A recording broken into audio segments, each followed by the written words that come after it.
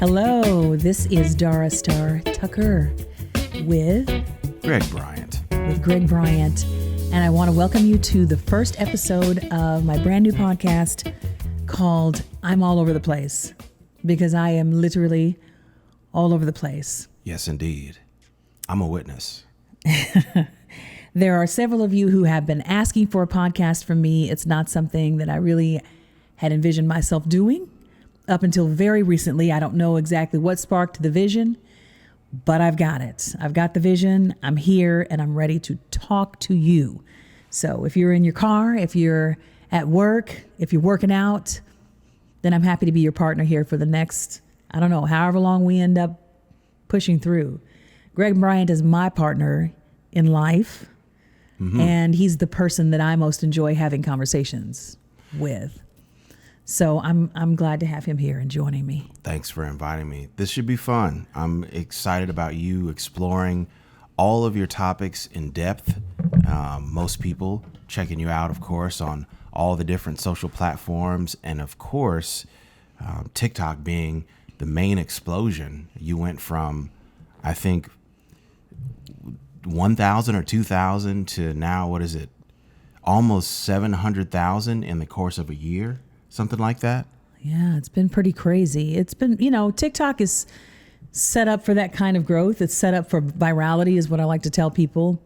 So if you have something to say, if you have a message, you have something that people actually want to pay attention to, it's a place that can be kind of a feeder, to a lot of other channels. So if you're trying to grow your YouTube, your Twitter, your Instagram, or whatever, TikTok is a good place to begin to get your social media following off the ground.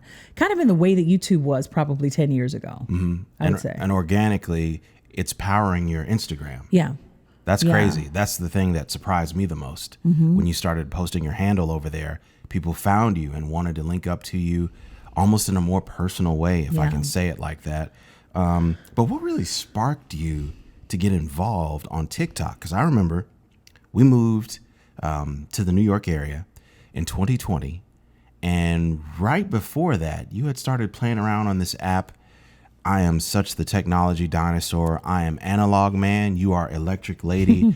I don't want to be on TikTok to this day. But you love it. And you love it because you found a niche, an audience that accepts the title of this show, being all over the place. You can talk about anything you want to in a certain style. Why and how did you decide to get over there? And when you were there, what made you do what you do? Well, I just, I remember looking at you, and this has to be just a little over a year ago, and saying, I feel like my audience is out there. I feel like there's an audience that's there that is waiting to hear from me. And I feel like I have something to say. And I just need to figure out how to connect with them. And this has been kind of a driving force for me for a while. I've tried a lot of different things. You remember in 2019, I did like a vlog on YouTube. That was my favorite thing on television. It was my 30-day experiment in November of 2019. I did a 30-day vlog on YouTube. So I've been trying some different things just to reach out and, just find my people, which is really what it's about. Finding the people that I connect to who want to hear, my message, whatever that message is about, because I am truly all over the place. So that vlog just ended up being about, just my daily life. We had performances and whatever, and I was getting my editing skills together. So it was good practice for me. But just with YouTube and the way it is now, it's just not really set up for a lot of, kind of experimentation anymore. There's a certain type of thing that does well over there. So that was, it was a learning experience. But really the events of the last 5 years, politically, the events of the last 5 years, and then culminating with January 6th. That's what really kind of drove me to really begin speaking out in the way that I have on TikTok. That's been kind of the impetus for me doing what I have started doing, which is a total change of gear for me. I mean, my online presence was primarily about music. Exactly. Before that. Exactly. And I see in your profile that you've changed it to singer, songwriter, social commentator, and satirist. I don't know if I got the order right. Okay. But that is the result of the pandemic. You have found a way to reinvent yourself, and it's not contrived. it literally was an outpouring of what was going on in your mind. Yeah. Yeah. And it's been a journey to try to get to, I'll try to limit my usage of the word journey as much as possible, but it's been a journey to try to get from, a place where I was really reserved about what I put out online. It was like, I'm a musician, and people, I'm sure a lot of you who actually watch my content, who pay attention to my content, you all know about my history, my background, from coming from conservative Christianity and that whole world. You're just really concerned sometimes about offending people. And I don't want to say too much. I don't want to be that one. I don't want to be that one that's, starting arguments online. This is the last possible thing that you want to do when you come from where I come from. So it was a real, it was a mountain, I think, to get over for me, psychologically, mentally, emotionally, for me to push past that wall, that membrane, that artificial membrane, really, that we put up for ourselves, right? And give myself permission to be outspoken. Exactly. But I think it's one of the best decisions that I have ever made for myself. It has not been easy. No. Not in the least. But it's been a process. Even when we first met, in the early 2000s, what drew us together was the music. And you were finding in that your personal expression through songwriting, through interpretation of other people's songs. But you have learned how to be an out front voice musically. And when we couldn't play gigs in the pandemic and we relocated to this new area, you had to find something that got off that expression, that yearning inside that you wanted to speak out and speak up. The stage was gone. So you had to do something. Yeah, absolutely. It was like when the pandemic started, and I have to thank Greg for being gracious enough to just, step back and I say allow in quotation marks for those of you who are listening versus watching. These podcasts are going to be available both on podcast platforms and on YouTube as well. So if you want to watch the visual of this, you can actually watch it online on my YouTube channel at Dara Tucker, youtube.com/Dara Tucker. But Greg was, had the foresight to just step back and let me make a few investments at the beginning of the pandemic. And I say let because, we try to discuss finances with each other and, be respectful of how we're spending. We're a team. But at that time, it was just like, okay, well, why are you, he was wondering, why are you putting money into cameras? Why are you buying, the microphone that I'm talking on right now? And the computer that I invested in, and just all kinds of stuff like tripods. And I had, a lot of equipment when we were in Nashville up until a couple of years ago. We moved right before the pandemic started to the New York area. So when we moved up here, right after the pandemic started, I'm like, we're about to be in the house.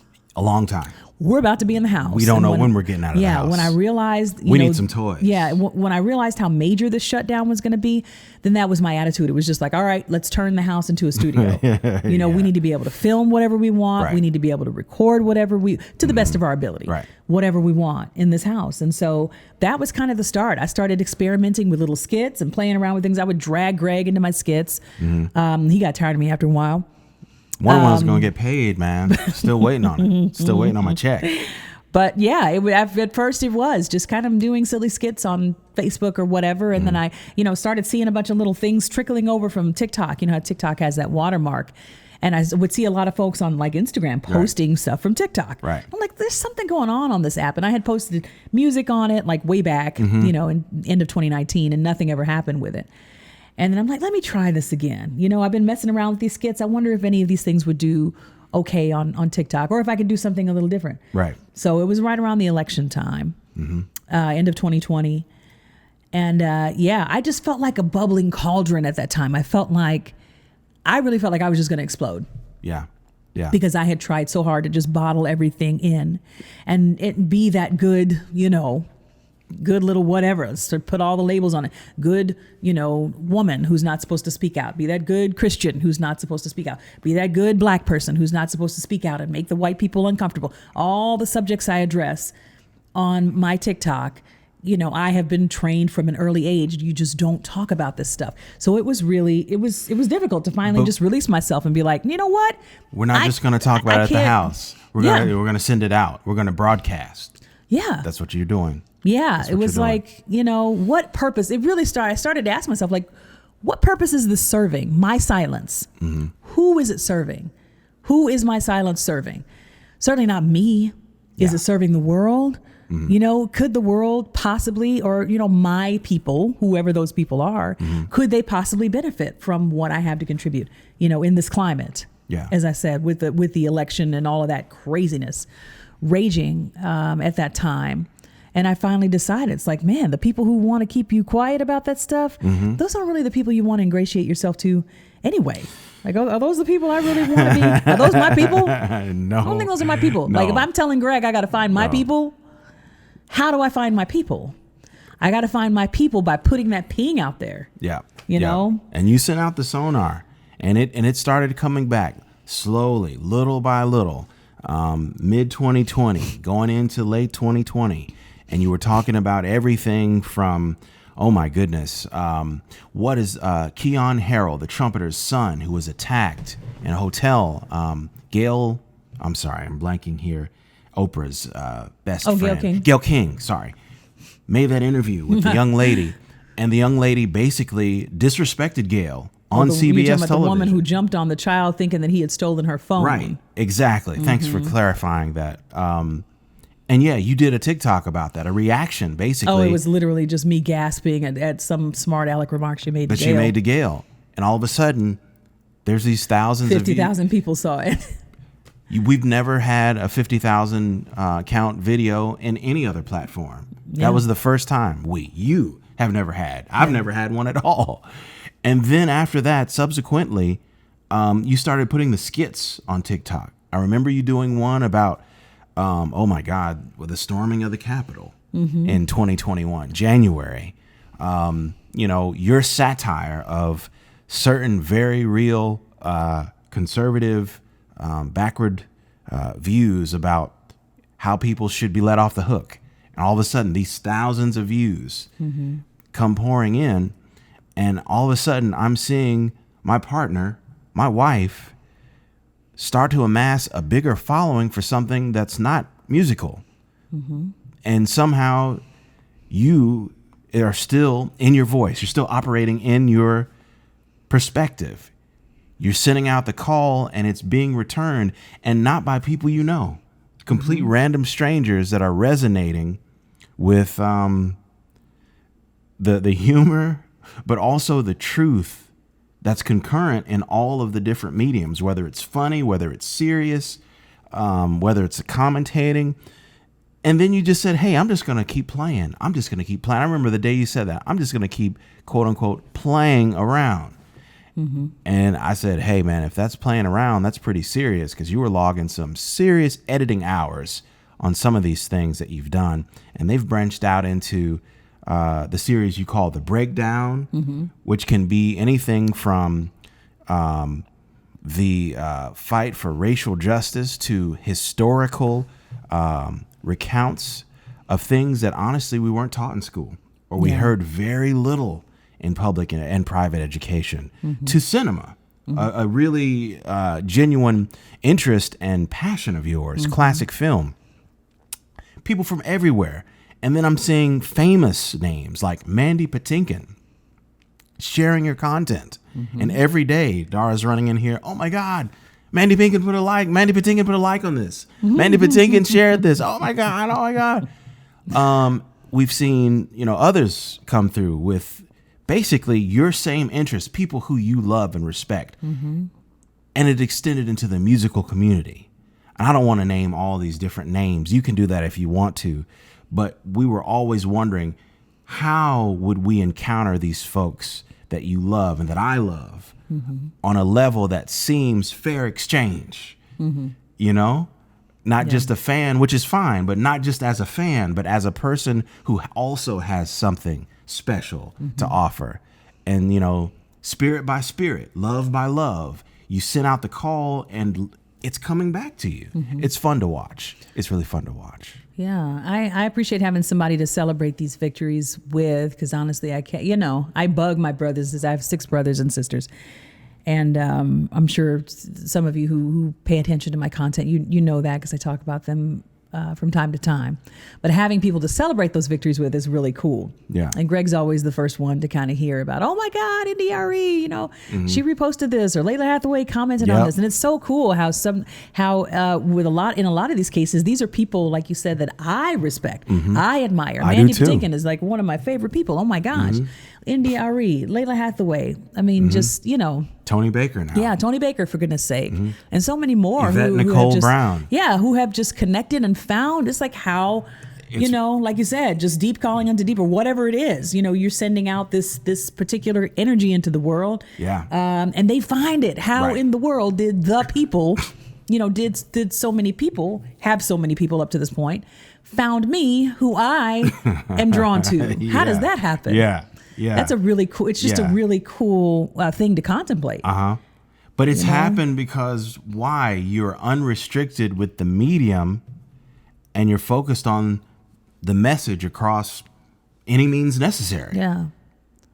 Yeah, it's really crazy cool to think about. Yeah, we're still trying to figure out where what place the music has in everything. Yeah. It's like I'll post the music, some people latch onto it. Yeah. A lot of people just don't hear it. They're really just waiting for the school teacher vibe. But I don't know. I can't figure out, are they looking for like, because I keep telling them, I'm like, they want to hear me talk? Is that it? They just want to hear me talk. This is what people want to hear. Is it the teacher?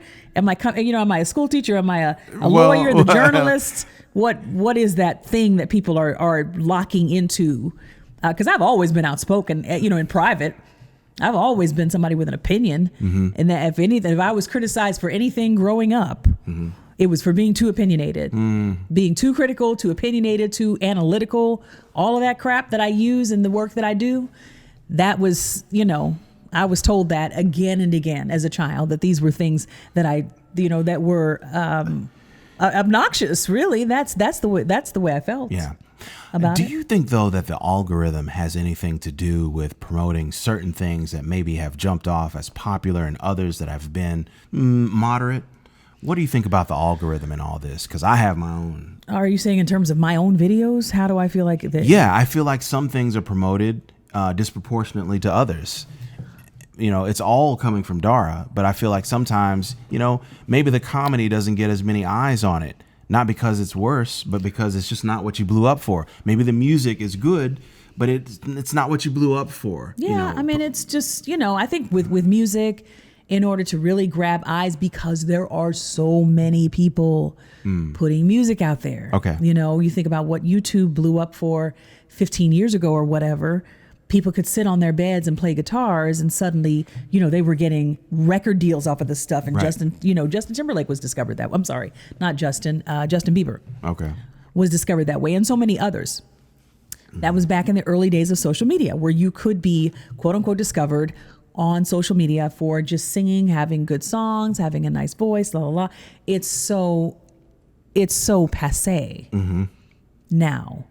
That's just not as common a story, unless I can think of a handful of really remarkable singers, which I do not count myself to be among, but people who have there's almost that I don't even know what you would call it, like that just that wow factor where it just knocks you out. I feel like the total. I've seen you do that in a room before. Well, whatever. But there are certain people who do that at such a level where it's just like it is a viral thing to actually hear them or see them, because there's, some kind of a contrast between what you're seeing and what you're hearing. Okay. Or something like that, where it's like someone with a small frame with an operatic voice. Right. Or just a child who's like sounds like they're 35. Sounds like Aretha Franklin or something. Yeah. Okay. That kind of thing. I got it. Or, the bells and whistles, the runs and stuff. People share that stuff. Acrobatics. If somebody's just great at all of the, the melismas and stuff, or Chops, just power basically. notes. Yes. I got it. There's got to be like a wow thing.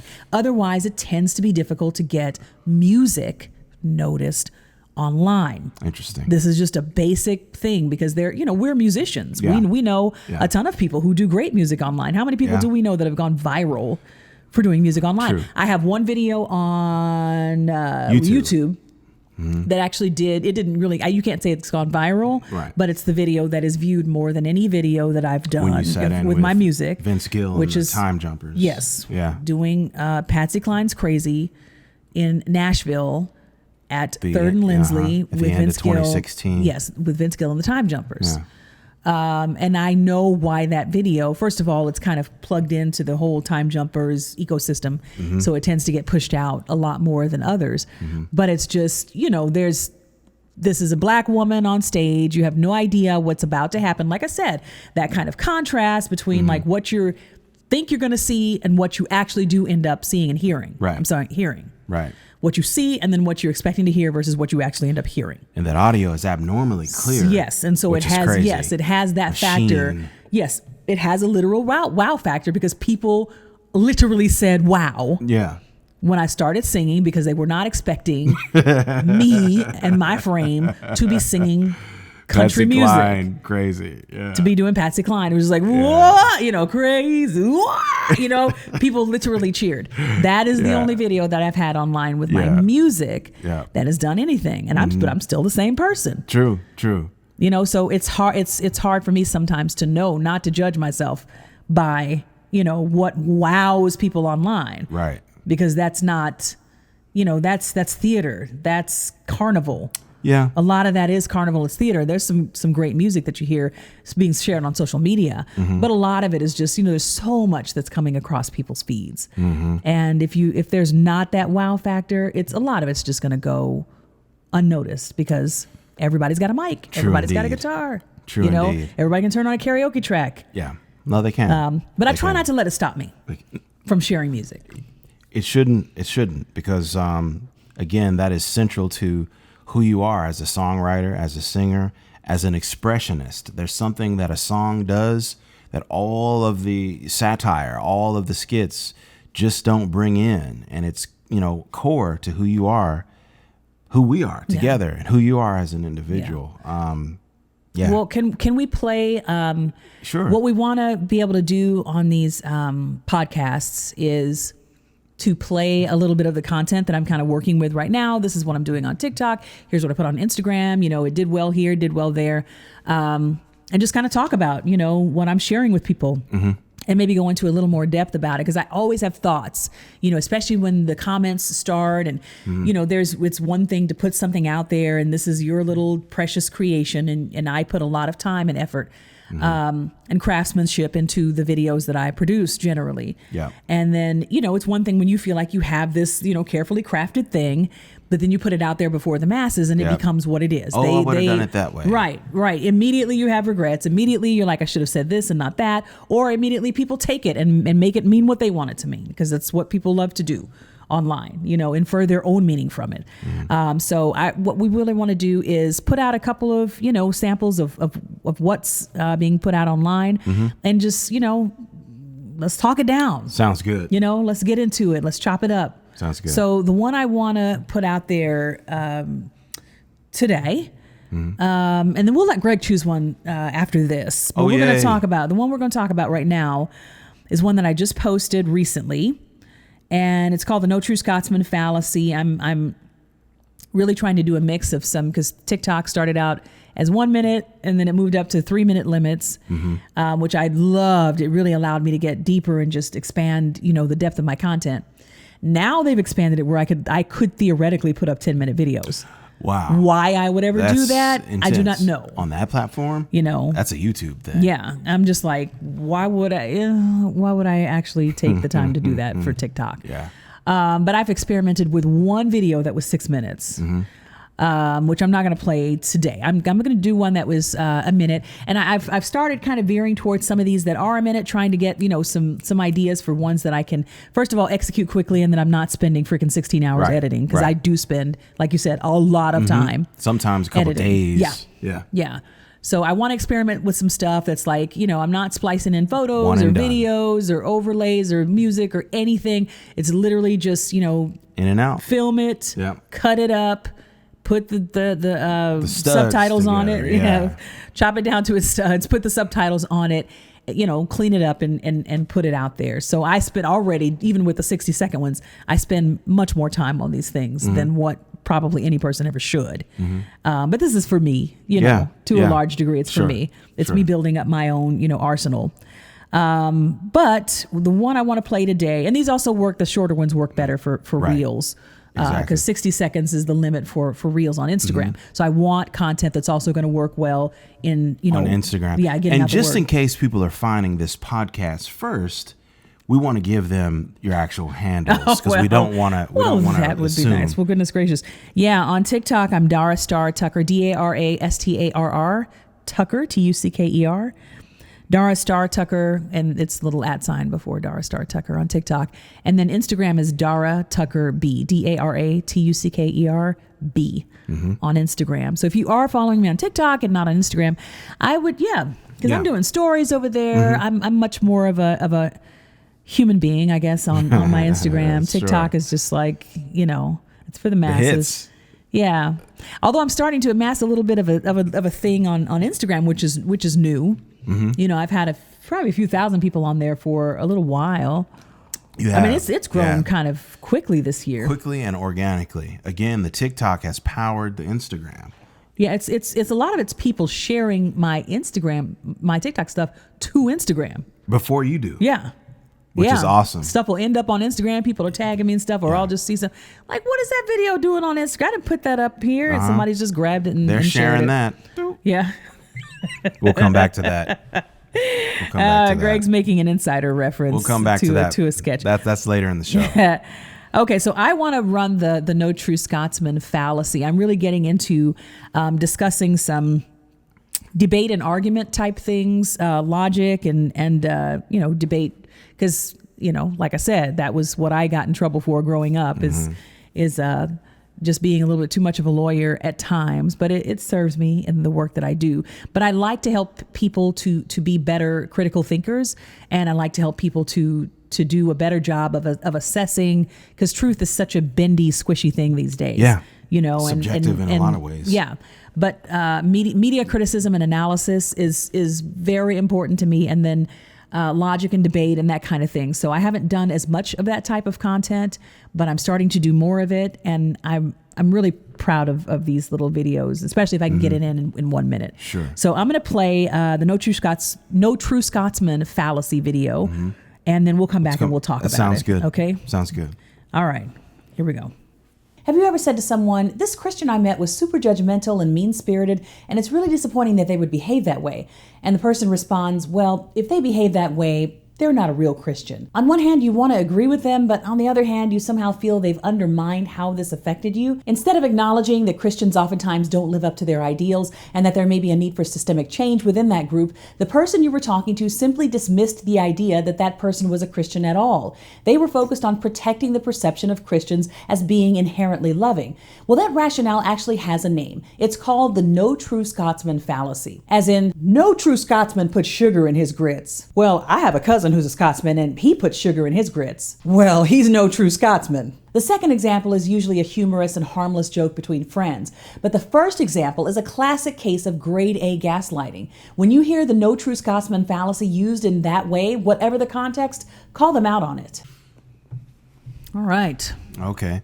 Well, I'm always interested in origins. I want to know where people are from, how they got to where they got. And in this case, what was there a jump off point? Was there a thing in your life, something you saw on television, something you read, a comment in your comment section that made you want to get at this fallacy? I don't always remember where the ideas for some of these videos come from. So this one I don't specifically remember why I wanted to do this. But I think I was just kind of doing some investigating around logical fallacies, because I had done one. I've done a couple of these, and I'm trying to remember what the other ones would have been. With any of my videos on TikTok, they're usually connected to a playlist. Okay. That's at the bottom of the video. So if you're curious to see more of that type of content specifically, then you can click the playlist. So this one is a part of a playlist called Logic and Debate.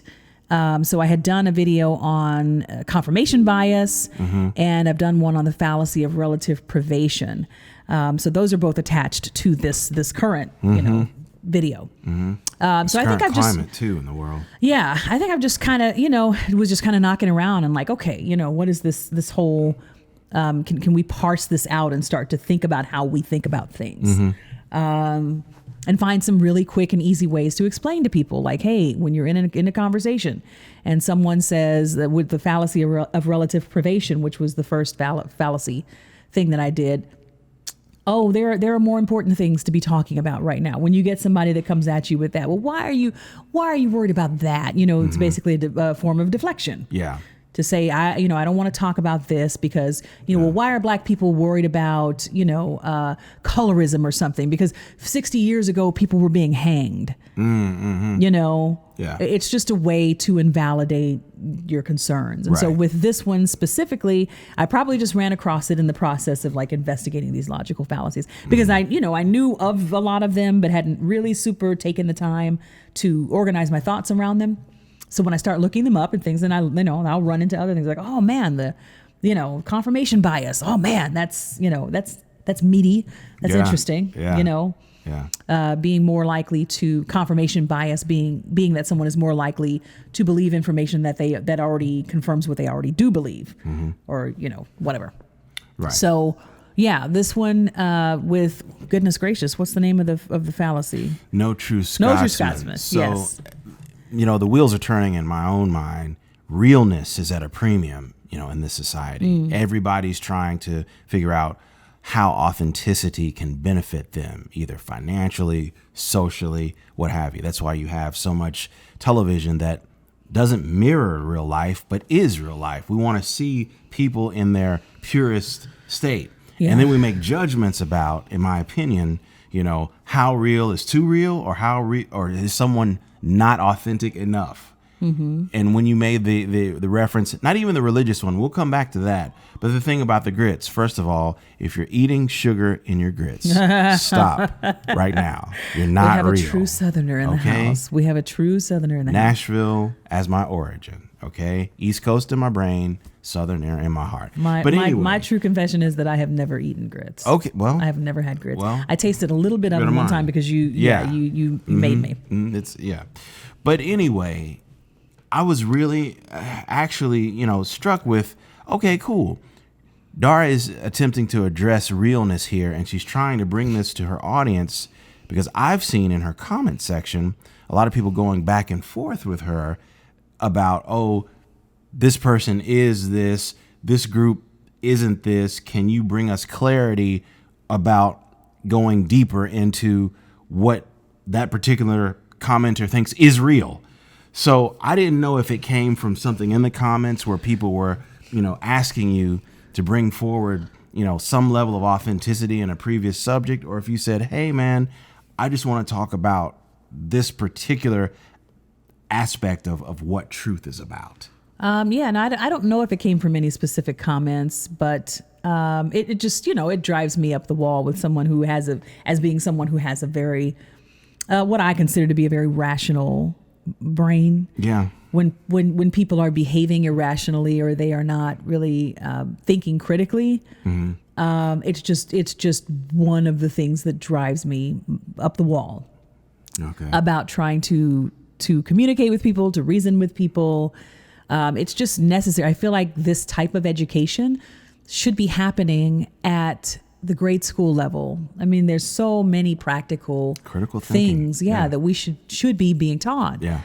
In addition to a lot of the subjects, just a lot of the history and things that I talk about that are missing. So I guess in a way, it's just part of my general philosophy of like, hey, what are the gaps that I can see are clearly missing, with a large portion of the population. It's like people are not really aware of what critical thought really is. You hear that word, that term so much nowadays. Yeah. Critical thinking. Use your critical thinking skills. Yeah. Think for yourself. Do your own research. Yeah. And it's like, well, this is, it's choppy waters. You get on the internet doing your own research. Yeah. Please. Yeah. Get on YouTube and start showing that algorithm that you're actually interested in conspiracy. I get on there, and that's another video I want to do. How much conspiracy is thrown at you. Yeah.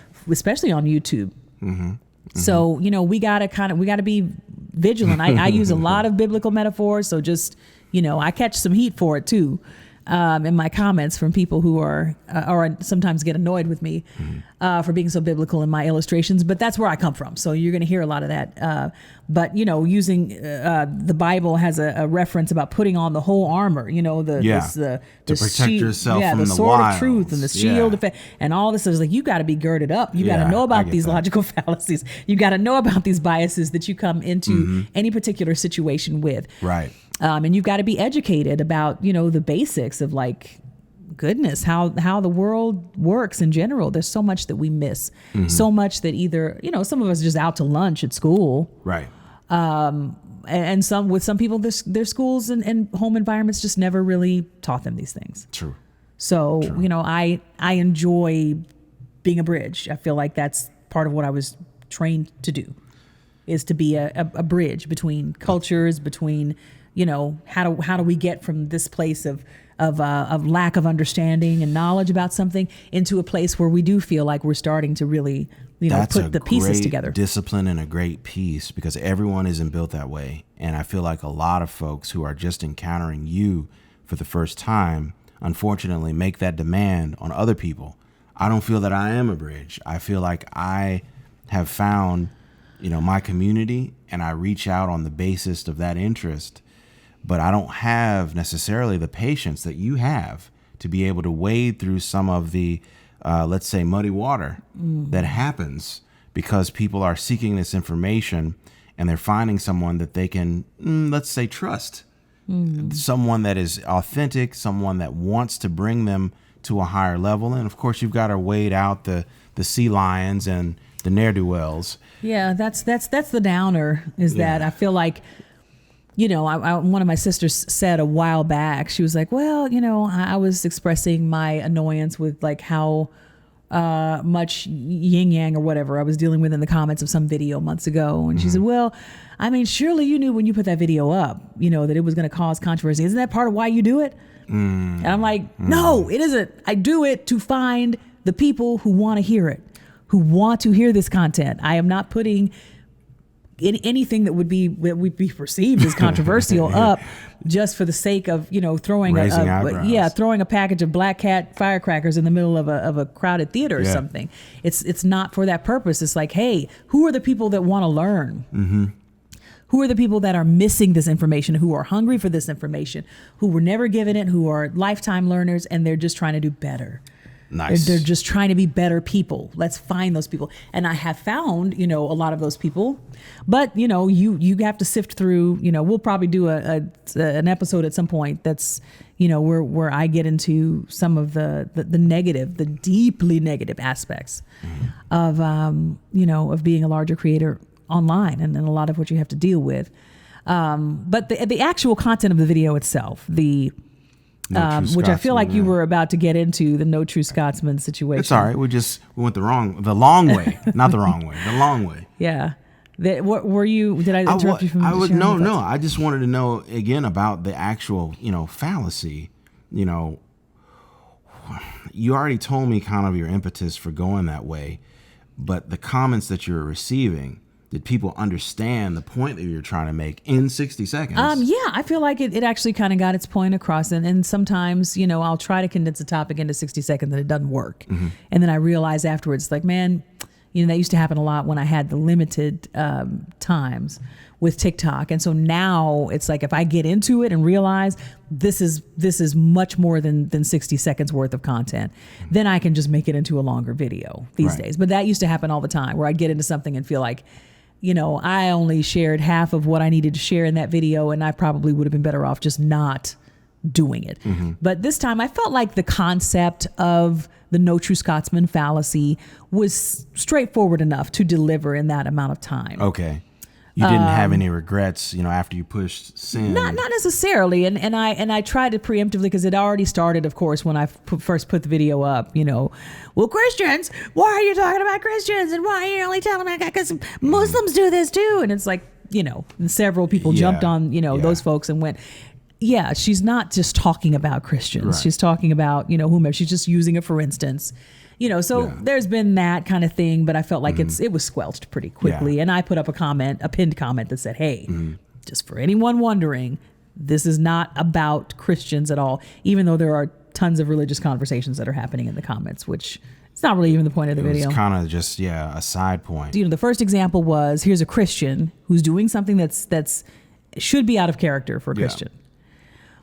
You point it out, and the person responds, well, he's not really Christian. You know, and a lot of people came in and gave the example of when you describe, toxic masculinity or whatever. Well, those aren't men, those are boys.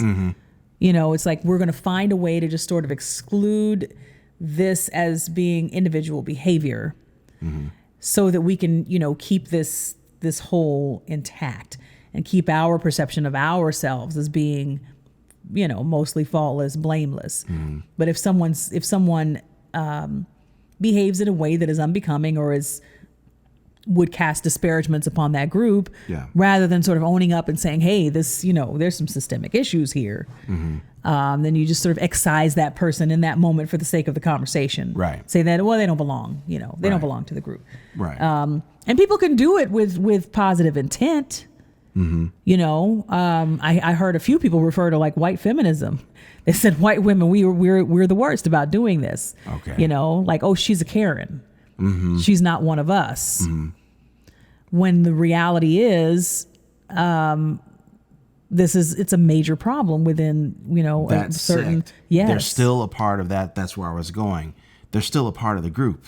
You may not like it, but they're still a part of the group. Yeah. So the group itself as a whole needs to make some tweaks to its structure to be able to embrace the whole, not, casting out one that's miscreant or above the law, if I can say it like that. Yeah, it's a matter of taking ownership. It's a matter of taking ownership, I guess. But it gets into some hairy areas because I think, a lot of the power differentials and dynamics start to come into play too.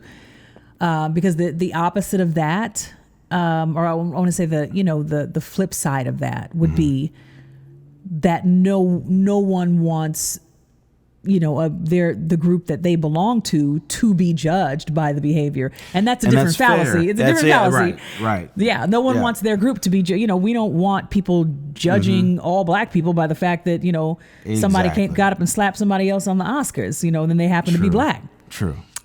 So is that an indictment on black people as a whole? No. But still, we don't have the right to say that he is a member of the community because he is, or that he's not a good person.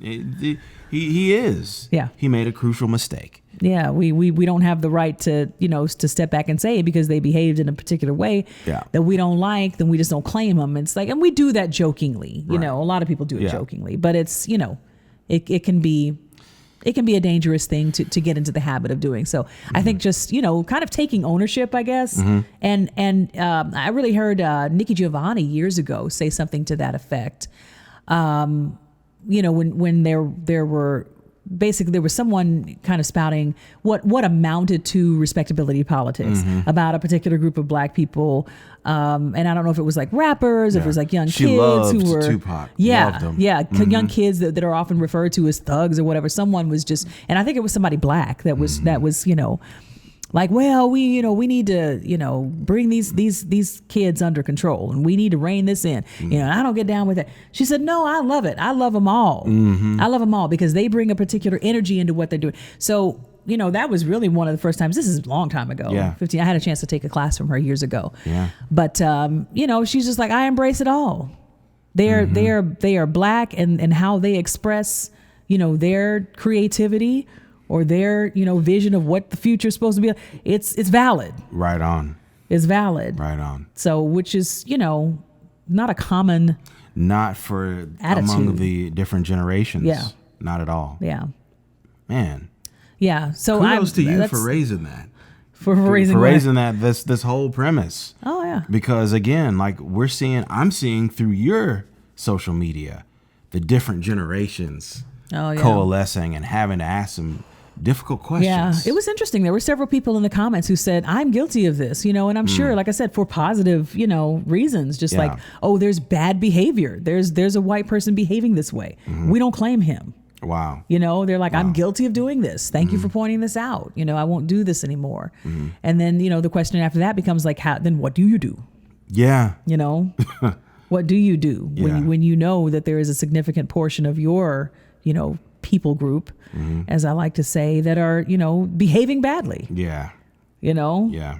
Then how do you, that's, you know, that's the next step. It's like, how do you address that? Yeah. Teach their kids. I have a conversation all the time with one of my best friends who is in higher education. He's like, the best way that we're going to change this isn't through hammering it out to boomers.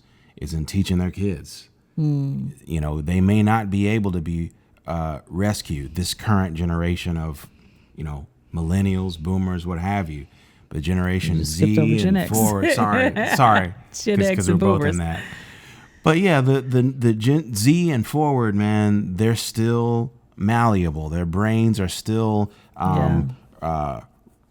ready for new information and new pathways and which is what's cool about being on TikTok, you know, because I feel like there are a lot of young people on TikTok, and then there are a lot of people who, you know, are just ready to learn, who are ready to do things a little differently. They may be boomers, they may be Gen X. Truth. But they are actually, you know, in a space where they expect to be challenged and expect to learn. And they're good listeners. Yeah. Many of them. Yeah, that's the positive thing about being there.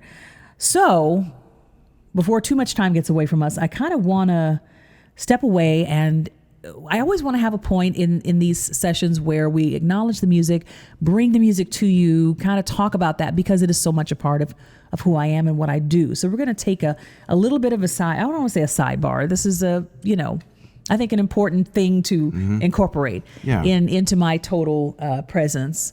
And in keeping with the title of the show, we're going to totally switch gears here, find a new place for a few minutes to talk about the music. Sounds great. So I don't know exactly when this is going to air, but I know that we have a couple of performances coming up this spring. We've done several shows here in the New York area, but we're getting on the road a bit. What are the two shows that we're doing coming up, Greg? Here in May? We will be in Nashville, Tennessee at the Nashville Jazz Workshop, Dara Starr Tucker and her band. May 21st, that is a Saturday at 7:30, and then the week following that, Saturday, May 28th at the Lowdown, which is formerly Duet Jazz in Tulsa, Oklahoma. Beautiful room, both of those rooms. Beautiful rooms. Ticket information on your website, Dara Starr Tucker, STARR.com is where you can go for that and keep up with the music. You can also hear it on all of the streaming platforms, especially this song today, which is the sole original from your latest album. You released it last year, Dreams of Waking, Music for a Better World. Your interpretation of the second generation standards, if I can call it that, 60s and 70s protest songs, R&B singer-songwriter, along with this, your sole original composition called Do We Sleep. You want to talk about that now or hear it? I think we're just going to hear it. I think I've yakety-yacked enough. We'll hear a little clip that I posted. And this is on my Instagram if you actually want to see the performance. And it's on, I think, my YouTube as well. I don't know. No, Instagram and TikTok. TikTok and Instagram. So you can see a bit of the performance. They gave us a nice recording. From Clement's Place. Yeah, Clement's Place here in Newark. In Newark, New Jersey. Yeah. So I'll play a little snippet of Do We Sleep, which is my own song. And then we'll be back. Yep. Blinded by fears,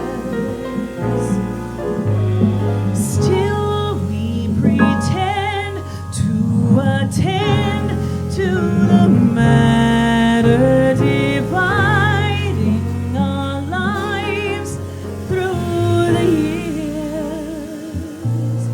Do we now atone for the sorrows, still beg or borrow promises of hope for tomorrow, or do we sleep? Promises of hope for tomorrow, or do we sleep?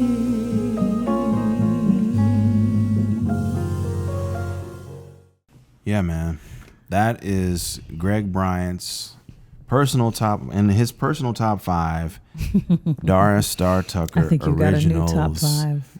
I mean, I have a top 10, top 5 Dara Tucker songs, and I'm on here as, you know, your biggest fan, and I don't care. Thank you. But that song expressed the sentiment to me of a second generation Strange Fruit. Again, if you've not heard Strange Fruit, made popular by Billie Holiday in the late 1930s, go give that a listen.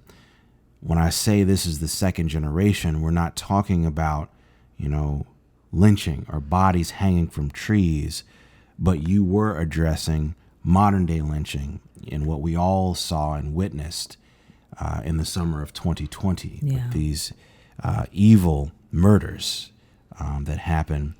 But man, the way you penned those lyrics and made the vibration in the chords and the aura of that song, I love playing that with you, but I also love seeing and hearing the reaction from the audiences that we play that for. And when you post that online, there's always people that respond and react, even if they don't know what it's about. It's just got something in the DNA, something in the spirit of that song is really special. You know, when you write and when you put out anything that's creative, and it goes with the videos that I've same thing goes with the videos I put up.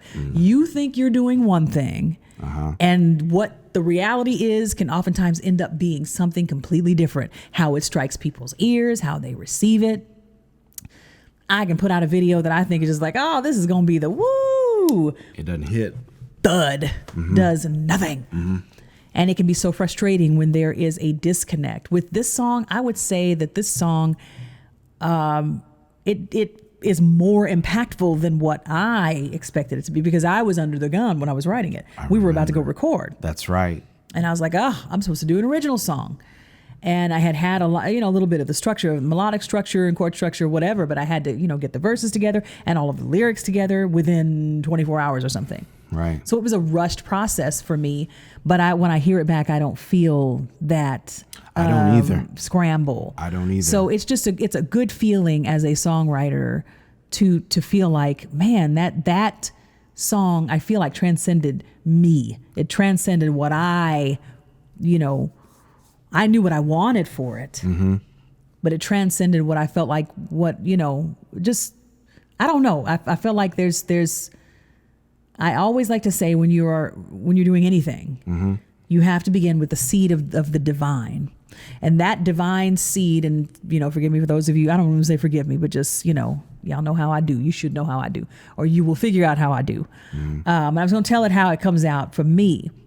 That divine seed is nothing that you can control, but when it's there, it is unmistakable. It doesn't matter if someone's religious. It doesn't matter if they have a particular, not at all, religious disposition, whatever. It does not matter. If the seed of the divine is there, if it's the Beatles, if it's Jimi Hendrix, if it's Mahalia Jackson or whatever it is, right, Aretha, it's going to be there. Yeah. And there's no reason for you to even begin the thing, in my estimation, unless that's there. But the work has to, you got to put the work into building it out, obviously. Yeah. I've definitely heard of songwriters who have been like, this song completely dropped in my heart, in my mind, in my spirit. And I just, Lionel Richie said that about Hello. Oh. He's like, I was scrambling to find napkins, Paper. something, Yeah. because it just the entire song came to him. Nefertiti for Wayne Shorter, for anybody who digs improvisational music.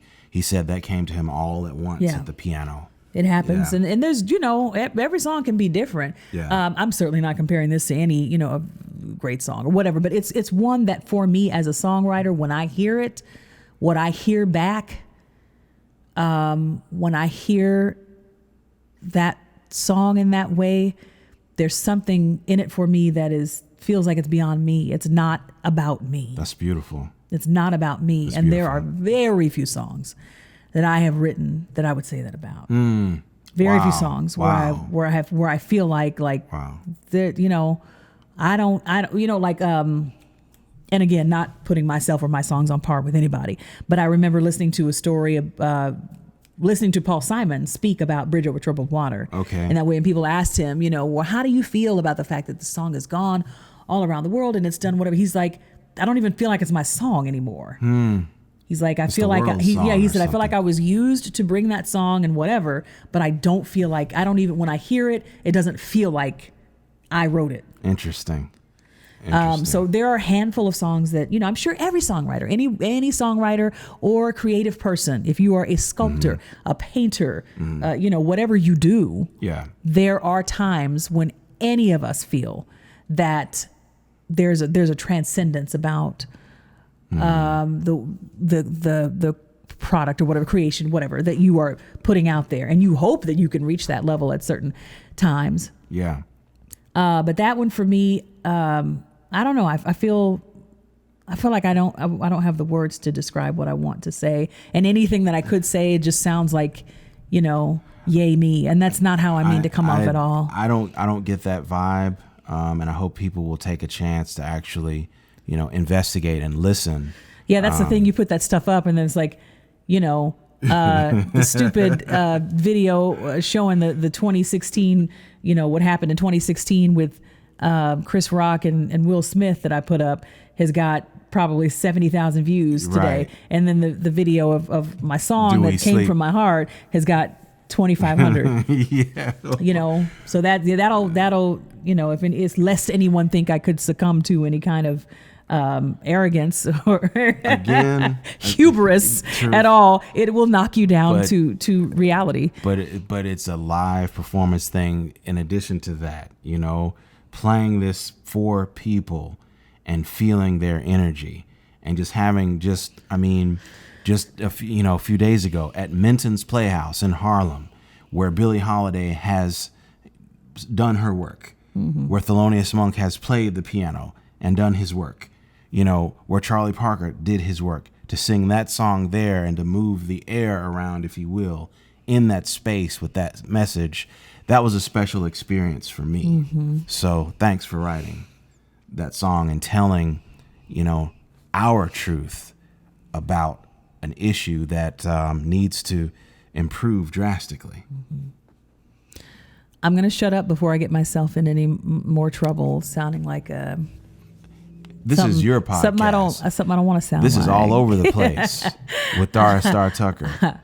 So what I want to do now is I want to do a Greg's Choice video. Oh, so I'm gonna let you choice. throw out for our last little yum it up powwow session. I'm not supposed to say powwow. Okay. Y'all forgive me.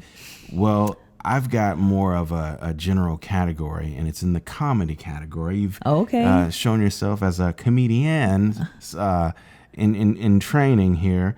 I want to talk about Shelby's mom. Oh my God. And if you have not seen Shelby's mom, please again give your handles out for Instagram. Oh yeah, TikTok, Dara Starr Tucker, STARR, Dara Starr Tucker. And Instagram, Dara Tucker B, DARATUCKER B on Instagram. Scroll through the timeline and you will find this beautiful young lady adorning a special wig piece and adorning the accent of Southerners, specifically perhaps Pensacola, Florida. Yeah. And a fictitious character that she has dubbed Shelby's mom. Okay. And is there a specific Shelby's mom? No, I just want to know about Shelby's mom. Well, we got to play Shelby's mom. We got to play a Shelby's mom. I want to know, like, is there a specific one that you had in mind? It's been a while. I think it's time for Shelby's mom to come back. Are we just going to play the most recent one? Absolutely. Okay, we'll play you as Shelby's mom. Here we go. Shelby. Shelby, is the woke mob canceling Joe Rogan? Because I'm getting real concerned. Your father woke me up this morning in tears, Shelby. You know that's his favorite podcast. He gets some of his best ideas from Joe Rogan. You know that man is brilliant, Shelby. And we are not going to sit here and stand by and watch them censor that man. I mean, who do you think had the foresight to tell us to buy those 10 bottles of ivermectin we have in the cabinet, Shelby? He has literally saved our lives. He's a national treasure. And I'm going to write Spotify. And I'm going to give them a piece of my mind and let them know that if he goes, I go. Are you listening to me, Shelby? I mean, I just don't know where we're going to get our COVID information from if they take him off, Shelby. Who else is going to teach us to see through the lies of the mainstream media? He's the only one that has the courage to make anti-vax statements that are in direct opposition to what he just said 2 years ago, Shelby. He's a bastion of integrity. He did not say that word 23 times. Well, they say it in their music, Shelby, so why shouldn't he say it? Why should him being a white guy have anything to do with it? I mean, he's 1/4 Irish. They were slaves too, Shelby. Whatever, Shelby. You know your dad's real upset, and I promised him that we'd go to his favorite restaurant tonight, Longhorn Steakhouse. So you need to get up and get dressed so we can go. No, Shelby, you're not staying here alone again tonight. No, your dad needs emotional support, Shelby. And what is that you're listening to, Shelby? Pod Save America. Shelby, that is poison. And Dara Starr Tucker's All Over the Place podcast is sponsored by Longhorn Steakhouse. 2 for 1 blue plate special. Always a restaurant. We don't know what they're offering with at Shelby's mom at Longhorn Steakhouse. That would be hilarious if come on through if guys. Longhorn Steakhouse ended up swinging by the I'm All Over the Place podcast. Absolutely, man. Shelby's mom is crazy. But the thing is, and you've caught some flack early on for this, not so much now. I got some flack a couple days ago for it because I've gotten so many new followers recently, and a lot of them haven't seen it. But Dara, tell the folks where you and I grew up. You know, the region of the country, what we're used to hearing. Yeah, I mean, I grew up in Oklahoma, in large part in Oklahoma. Mm-hmm. My family bounced all around here and there and everywhere, so I feel like I'm from everywhere to a certain degree. But Tulsa, Oklahoma is my hometown, and for you, it's Nashville, Tennessee, and where we met, Nashville, Tennessee. Yeah. So we grew up with these Southern ladies. I grew up in, I don't want to say a predominantly white church environment and school environment, but it was predominantly white. Mm-hmm. So these are the ladies I was surrounded with 24/7. Mm-hmm. So a lot of it does just kind of come naturally. It's just like, oh yeah, that's sister, Pat or whatever from the church. Whatever. When I do these different characters, not just Shelby's mom, mm-hmm. But a lot of it just, you get into character and it just flows. Right. Because you know these people. Exactly. You know these women. Yep. And half the adults that I encountered, were these folks. Yeah. Not always ill-intended. Some of them well-meaning. They just embodied the complete personality and vigor of the South, or lack thereof, drawl of the South, if you want to say.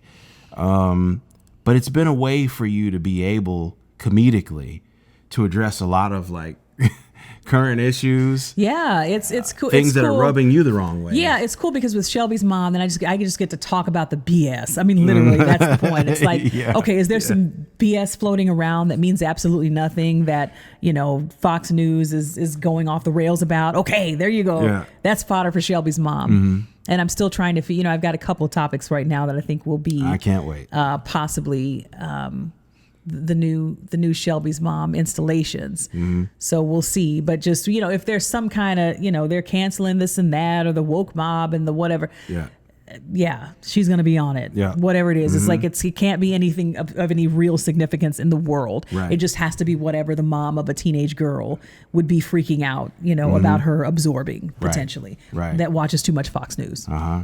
And Shelby is all about Gen Z and getting out of Pensacola, Florida. Yeah, Shelby, I've given a few clues here and there that she's probably about 14, 15 years mm-hmm. old. Yeah. She's possibly a member of the LGBTQ community, which her mom is kind of freaking out about. Mm-hmm. She dyes her hair a different color. Every time you turn around, she's got a rainbow flag on the wall, which her mom doesn't want to mean what it actually means. And so she sort of dances around this from time to time, asking Shelby what this rainbow flag might be about. And her views are quite different from her mother's. Yeah. So I enjoy the whole idea of, having been raised on SNL and all kinds of other sketch shows, the idea of a character, this sort of POV character that's just there yelling into the void at someone who is literally just not listening to them, just does not want to hear a word that they have to say. Right. And for New Year's, she even closed the door on her mom. That was Greg's idea. I tell Greg he is Shelby. I would have gotten beat for that. I tell Greg he is Shelby. Sometimes if I feel like he's not listening to me, then I'll just yell, Shelby, Greg, are you listening to me? No. Every once in a while, I'll just bug him with the Shelby's mom voice if I feel like he's tuning me out or whatever. But he's sometimes Greg will be the one to come up with the ideas for Shelby's mom, because for some reason it's just a thing that you've honed in on. Once in a while. I love him. Keep doing them, please. I'm your fan. I think Greg likes the comedy more than he likes the straight ahead stuff. I dig them all. We'll get to more of those.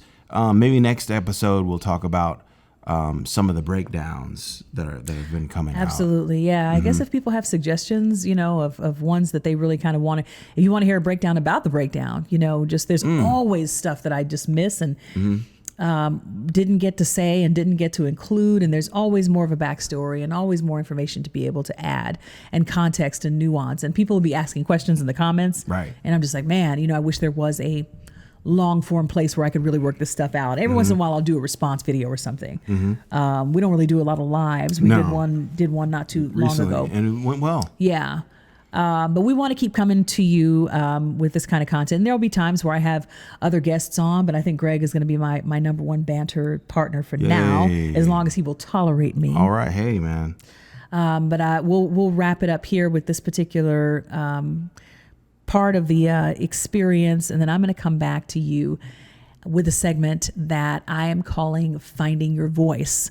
So just some reflections from me on what it means to really dig in and find, who you are in the world, what you have to say, the process that I've gone through, any nuggets of wisdom that I may have to share with you about how we can all continue to make that journey. That's just so vitally important. But stay tuned for the next segment, which is called Finding Your Voice. Right on. It's a heartache either way, but beautiful. When I think about the idea, the concept, I almost called this podcast Finding Your Voice, because this is such an important concept for me in my life right now. And the more I talk about it, the more I realize that it is an important concept in the lives of so many people, especially women. And I'm not just going to limit it to women. But I feel like women have, a particular challenge with that. A lot of LGBTQ folks have a big challenge with finding their own voice and freeing themselves up to be able to speak, forth as the person that they are in the world without any reservation. I mean, how many of us don't have reservations about speaking out there, but there may always be fear when we want to speak out about certain things. But as we get older, I think we become a little more adept, hopefully, at pushing through those fears and allowing ourselves to be all of who we actually are. And I'll speak about that from my own point of view in terms of starting to put out content online, which happened about a year ago. We're right at the year mark of when I started putting out not only comedic content and sort of silly things, but when I started putting out really pointed statements and social commentary about the state of the world. So I'm coming up on a year of really starting to find my own voice. And of course, being a singer, it's kind of an irony that should be something that I'm still working for, and I'm finding it in a whole lot of areas. But what I have found out slowly but surely, as being someone who was trained to use a great deal of restraint when it came to how I spoke up in the world and what messaging I put out there in the world. I was taught to be a good Christian and don't rock the boat. Be a good Black person. We were the good Black people. We didn't rile things up. We didn't say things that made white people uncomfortable. There are still friends and family who don't understand what I'm doing, who don't plug into it, who don't like what I do. But me allowing myself to be more of who I fully am in the public sphere, which have always felt that this is a part of what I was supposed to be doing with my life, is speaking out in the public sphere. I've always known that was going to be a part of my trajectory. And it's always been this weird disconnect with like what I felt I was supposed to be doing and the impact I felt that I was supposed to be having and the impact that I was actually having until I started doing this. There has been a real shift and a transformation for me around allowing myself to express more of who I am. I always wondered why that disconnect was happening. And as I have allowed myself to speak out more over this last year, I'm understanding that in a basic sense, you're going to get to the end of your life and there are going to be a certain number of people who have mostly supported you. And there are going to be a certain number of people who have not supported you. They are your detractors or they are your ignorers or whomever they are. But you're going to get to the end of your life and you're going to have a certain number of people who embrace you and a certain number of people who do not. And it is up to you to decide who gets to be in those two groups, because you could go through your life tap dancing, doing everything that you feel that you should do, being everything that you feel that you should be, and you will have a certain number of people who embrace you. You can't decide individually who those people are, but you can decide, that a certain type of person will be the type of person to embrace you. And if you can get to the end of your life and be happy with the type of person that you have worked to make embrace you, then that is up to you to live with. And the type of person that has rejected you, we generally do not have control over. But if you are speaking out and being all of who you are in the world, you're still going to have people who embrace you and who reject you. But the people who make up those groups are going to be different. Who is in those groups? That's the part that's going to be different, not the fact that there are people who embrace you and reject you. So all of this pulling back and shying back and not being, fully who you are in the world doesn't stop people from rejecting you. It does not stop you from disappointing people. And this is a challenge that I live with. And I know a lot of people struggle with this idea of people pleasing and being a disappointment to people. It's a real trigger for me, has been all my life. But when I finally sat up and started to accept that sometimes it's actually my job, I actually did a video about this a couple weeks ago. It's my job to disappoint people. And I'm not setting out, with other people in mind and how can I piss somebody off? It's not about that at all. But it literally is about saying no matter what you do, there are going to be people who will have a problem with it and they are not going to like it. They're not going to embrace it, no matter how hard you try. And at certain times when you are disappointing certain people, that's kind of an indication right there that you're on the right track. We have to be able to accept the hit of that, the knowledge that we have let some people down. That has been it's been such a mental blockade for me to overcome. And I still struggle with it. There has never been a video that I've posted where I haven't thought, I'm not ready to post this. I don't want to put this up. Nobody wants to hear this. Why am I doing this? There's never been a video that I've put up where I haven't thought that before. But just pushing past that and trusting that inner guide within myself that says this is the right direction for you. Even when I have gone off course a little bit and have made some mistakes, you're allowed to make mistakes. There is grace for mistakes. We're allowed to make them. But moving forward, paying attention to that inner compass and that inner guide that's telling you exactly how you're supposed to move forward will be much more meaningful to you at the end of your journey. This is my belief. It will be much more meaningful to you to learn how to pay attention to that inner guide, learning how to be okay with disappointing people along the way. You're going to be so much happier with the group of people that have embraced you. You're going to be so much happier in your journey when you find the people that will embrace you as you are, and not because of all of the backbends that you're doing to try to get people to embrace you. The type of person you're going to end up with at the end of that story, it's exhausting to try to keep those people happy, because you're going to have to remain in a little box and in a little shell to appease them and to keep them to continue to keep them from being disappointed in you. So it's up to us to make the decision about who we want to disappoint. You know, we got to be able to disappoint the right people and speak our minds and speak out in order to find the people that really do belong in our sphere. That's my Finding Your Voice segment for today. Thank you guys so much for being with us. I've enjoyed this time with you. I'm already looking forward to the next episode. Reach out to me on Instagram inbox, Dara Tucker B. I generally check that. If you have suggestions of things that you would like for me to talk about, or you just want to reach out and make a connection. But I'm Dara Starr Tucker. It's been so good to be with you, and I will see you next time.